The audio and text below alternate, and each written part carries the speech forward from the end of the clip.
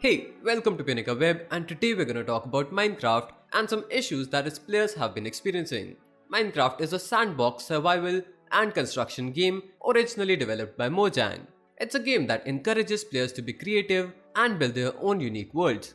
However, many of its players have been experiencing a frustrating issue that prevents them from launching the Java edition of the game. More specifically, there's an issue where players get the "looks like you need to renew gold" error message when they try to launch the game through the Minecraft launcher. It seems like there's an issue with the Windows 10 or 11 version of the Minecraft launcher.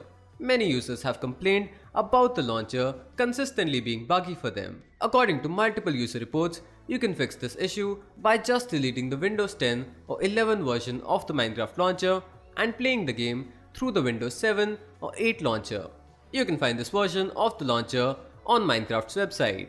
An independent advisor on Microsoft's community forum also suggested using the Windows 7 and 8 version of the launcher as a potential workaround, but Microsoft is yet to officially acknowledge the issue.